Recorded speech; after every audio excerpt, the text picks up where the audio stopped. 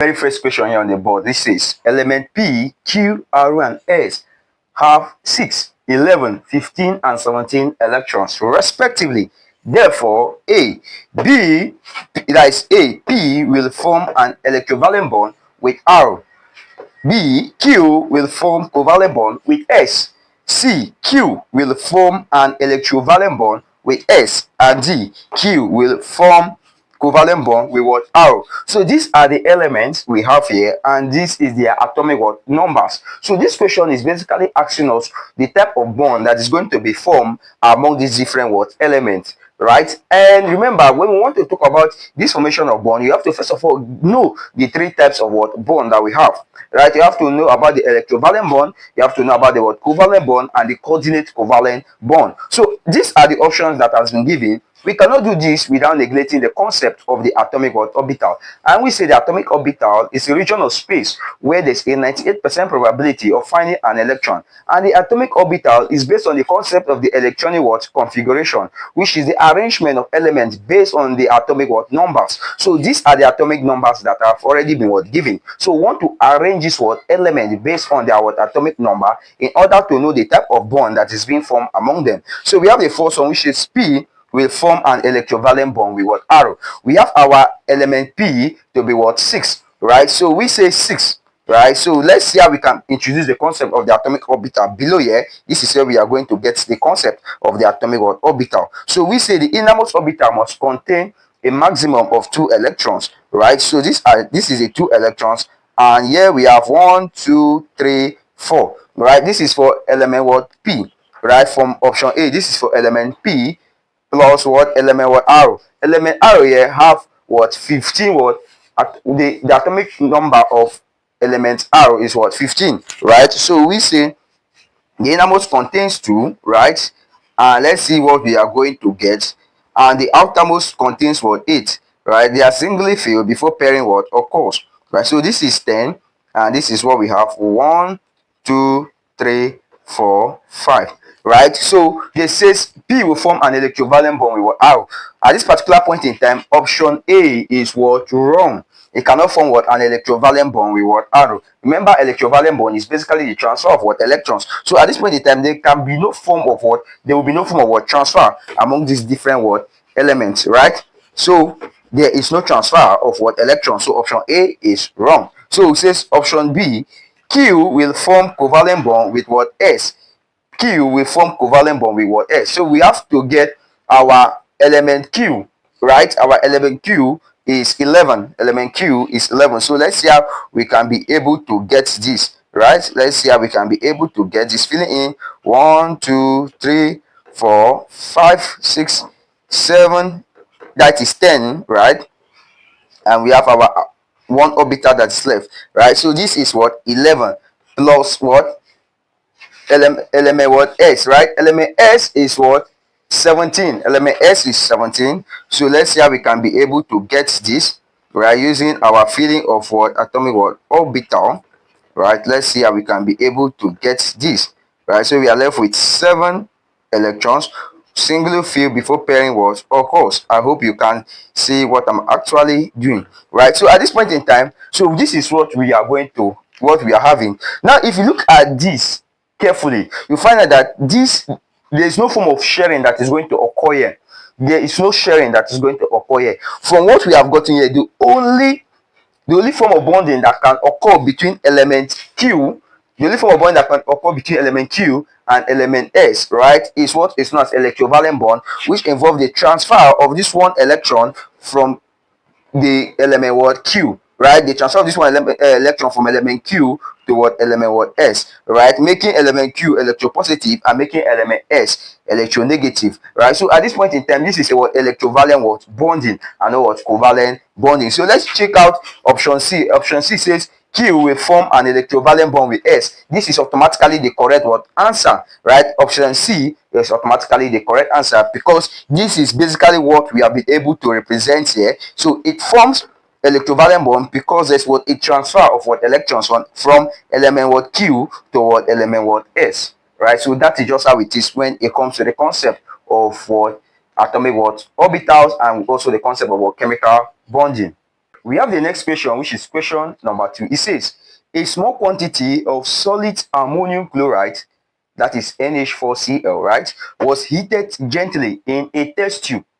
The solid gradually disappears to produce two gases. Later, a white cloud deposit was observed on the cooler part of the test tube, that is the outside of the test tube, right? The ammonium chloride is said to have undergone A. Distillation, B. Sublimation, C. Precipitation, and D. Evaporation.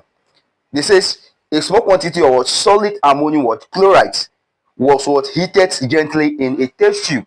The solid gradually disappears to produce two gases. That is the answer. In fact, and that is basically the question. Forget all these ones they are saying, later a white cloudy deposit. It is just ways they want to use to manipulate you into what? Overthinking. Let our emphasis be in the first two lines, right? Or in the first three lines where they says a solid ammonium chloride disappears to give gases. We all know that when a solid disappears to give gas, right, when a solid changes directly to the gaseous state, we all know that it is what? Sublimation. So without wasting much time, this is solid ammonium chloride giving us what? Gas, right? So at this point in time, the answer is what? Option what? B, which is sublimation. Now they are just putting letter a white cloudy deposit was observed. This is to make you to what? Think. So when a solid disappears to give us what? Gaseous what? State. This is what we call what? Sublimation. Now I want you to note this. There are only two elements. There's only one element and one compound. So we can say two substances, right? An element and a compound that undergoes the concept of sublimation. The first element we have is iodine.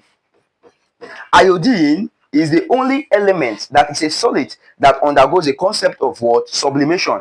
And the next is what? Ammonium chloride. So only iodine and ammonium chloride undergoes the concept of sublimation. So in case you see any question that you see iodine there changing to a gaseous state, know that it is sublimation. Anytime you see a question involving ammonium chloride changing to a gaseous state, please know that it is what? Sublimation. Then what is distillation? Distillation is the separation of what? Of liquids, right? Of substances based on their what? Boiling what? Point, right? So distillation is separation based on boiling point. Then what is precipitation? Precipitation is when we get solid in what? In an aqueous what? Solution. So a solution that involves what? Water, and we are getting what? Solid. It is known as what? Precipitation. Then evaporation, right, is the what? Gradual what? When liquid state, right, changes to what? Gaseous what? State, right? So that is what is known as what? Evaporation. But for the course of this question, whereby a solid ammonium chloride changes directly to the gaseous state, it is known as what? Sublimation. We have another important question which says the periodic classification of elements is an arrangement of these elements in order of their A. Atomic weights, B. Isotopic weights, C. Molecular weights, and D. Atomic number. This is a bonus question actually. So if it, in case you see a question like this, you don't even have to what? Think. The first thing you see, if you have read the periodic table in your chemistry textbook, the first thing you are going to see is the introduction of the concept of what? The periodic what? Table, which was brought about by a scientist known as what? Dmitry Mendeleev, where he arranged elements in order of their relative atomic what? Mass. But along the line, he had issues in the arrangement of this element in their what? Relative atomic mass. This prompted scientists to come into other scientists to come into play, and the new periodic law was stated, right, which says it is the arrangement of elements in order of their what? Relative atomic number. So option D is actually what? Correct. The periodic classification of elements is an arrangement of these elements in order of their what? Atomic number. When sodium chlorides and metallic sodium are each dissolved in water, right? So when we dissolve sodium chloride in water and dissolve metallic sodium in water, A. Both processes are exothermic, right? B. Both processes are endothermic. C. The dissolution of metallic sodium is exothermic. And D. The dissolution of sodium chloride is what? Explosive. Two terms are being used here. We have what? Exothermic, and we have what? Endothermic, right? So in a system, where we have a system, right, when heat is being given out It is known as what? Exothermic. So exo means to give out what? Heat. And endo means to what? Preserve the what? Heat. Like the heat is being what? Preserved. So we have endothermic and what? Exothermic. So exo means to give out, endo means to what? To receive, to take in the what? Heat.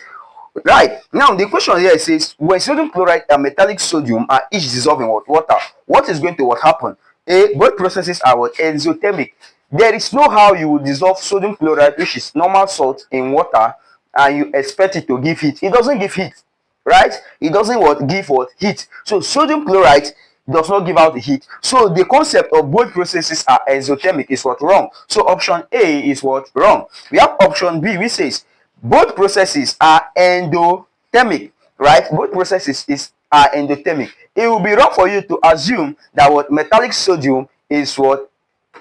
It will be wrong for you to assume that what? Metallic sodium is what? Endothermic. Now metallic sodium, we have sodium, right? We have sodium plus what? Water. It says they are both dissolved in what? Water, right? H2 what? O, right? What we are going to have here, right, is what? Sodium hydroxide.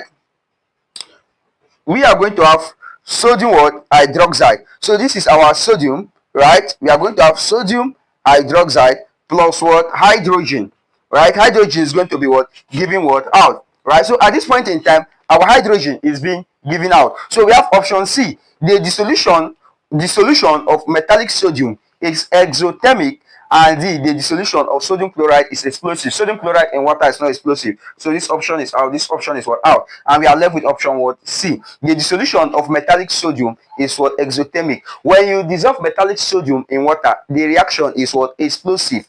You understand? It is what? Explosive. And it gives out what? Hydrogen what? Ion. It gives out hydrogen what? Ion. Which causes what? Heat. You understand? So it liberates hydrogen ion. And the reaction is what? Explosive, which means it gives out its heat to the what? Surrounding. So the dissolution of metallic sodium is what? Exothermic, which makes option C the correct what? Answer. We have the next question here, which says zinc oxide is a basic oxide, B, acidic oxide, C, amphoteric oxide, D, a neutral oxide, and E, a reactive oxide. So let's see how we can dissect each of these one option. We have a basic oxide. A basic oxide is an oxide that reacts with what? Acid, right? That reacts with what? Acid, to give us what? Salt and water what? Only, right? Example of this basic oxide is what? We have magnesium oxide, and we also have what? Calcium oxide. We have magnesium what? Oxide, right? Magnesium oxide. Now it is not, zinc oxide is not example of what? A basic what? Oxide. We have B, acidic what? As acidic oxide. Acidic oxide, here with what? A base to give us what? Salt and water what? Only, right? Example of a acidic oxide, or example of an acidic oxide is what? Carbon dioxide, right? Carbon dioxide is one of the example of what? Acidic what? Oxide. And zinc oxide is not an example of what? Acidic what? Oxide. Now we have the next option there, which says amphoteric what? Oxide. And amphoteric oxide is one which can react with what? A base, and it can also react with what? An acid, right? It can react with a base, and it can also react what? With an acid. So that is where zinc oxide comes into play. Zinc oxide is what? An amphoteric what? Oxide. It can react with what? An acid, and it can also react with what? A base. A neutral oxide is one. A neutral oxide is one that does not react whether with acid or with what? A base, right? Example we have is what? Carbon mono what? Oxide. We have carbon what? Monoxide. Then a reactive acid simply means acid. Sorry, a reactive oxide simply means an oxide that can what? React. It is not even in the classification of what? Oxide. So we have our basic oxide, acidic oxide, amphoteric oxide, and neutral oxide. The correct answer where zinc oxide falls into is what? The what? Amphoteric oxide, which is option C.